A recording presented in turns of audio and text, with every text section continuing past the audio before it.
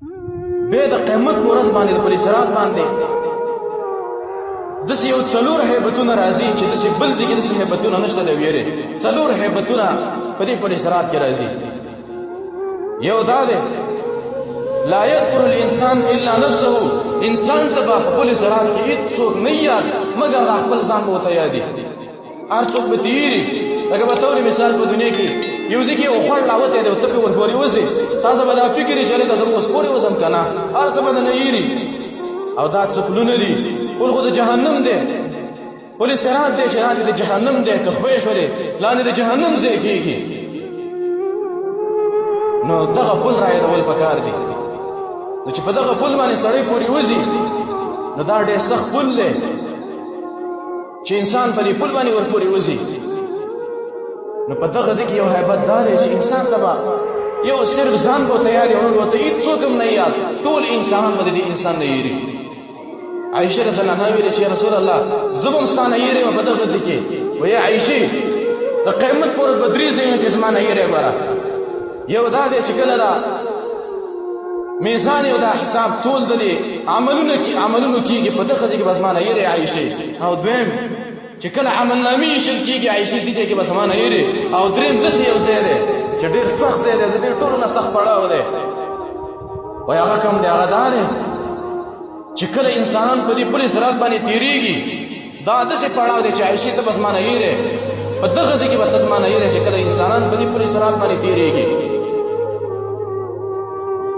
او دویم هیبت د پل صراط دا دی چې اشفاق الملائک ملائک په دغه ځای کې ایریږي.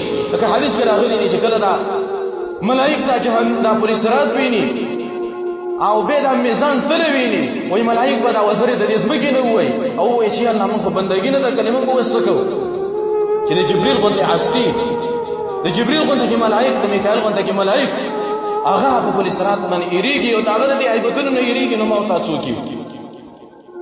او درېیم هیبت د پل صراط دا دی چې لا یتکلم یومئذ الا الرسول. په دغه وخت به او په دغه ورځ به هېڅوک خبرې نشي کولی سوا د رسولانو نه. رسولان به صرف خبرې شي کولی او نور هېڅوک به خبرې نشي کولی. او رسولان به څه وایي؟ رسولان به داسې وایي چې رب سلم سلم اللهم سلم سلم. یا الله دا پل مضبوط کړي. یا الله امت د پل د کونډو نه وساتې.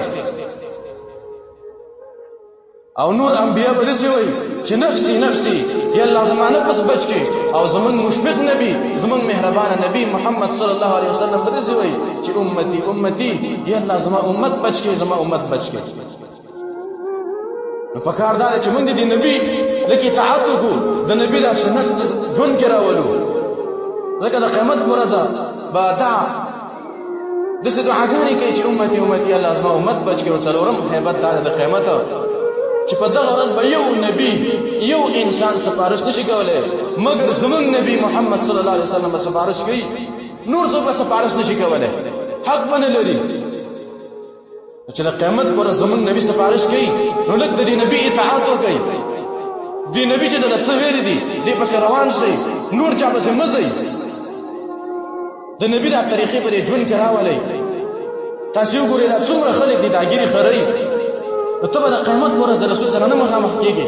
او که چېرته تعالی په دې ګیرې د خرولو په حالت کې مرګ راشي لکه حدیث کې راغلی دی کوم انسان چې په کوم حالت کې مړ شي په دغه حالت کې به دا راپاڅي. نو نعوذ بالله من ذلک چې تا ګیره خرولي او په دې حالت کې تعالی مرګ راشي او د قیامت پر ورځ راپاڅي چې دا ګیره خرولي. نو نبی صلی الله علیه وسلم تعالی څنګه سفارش وکړي؟ باید موږ او تاسې دا ځان خو داسې جوړ کړو چې نبی صلی الله علیه وسلم وراره سفارش وکړي.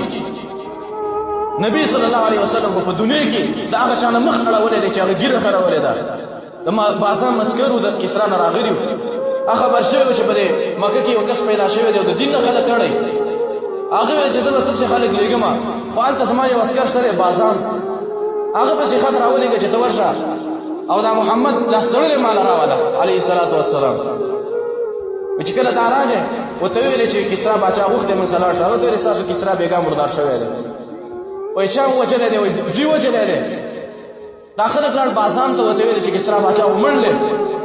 ډېر تاسو معلومات وکړئ کېدای شي دا سړی په حق وي. وایي چې معلومات یې وکړئ یقیني بازان دا کسرا باچا مردار شوی ایست باسام رضی الله عنه ایمان راوړ په نبی سلام باندې او د دې عسكر چې کله وتره د دې دا ګری خرولې وي نبی صلی الله علیه وسلم ته مخ واړو وی ولی یا رسول الله وی تاسو ګری خرولې د ګری د وجنه نبی صلی الله علیه وسلم داخل کو مخ واړو چې ما ته مې رب دا امر کړی دی چې ګری وګدي کې تاسو څنګه ګری خرولې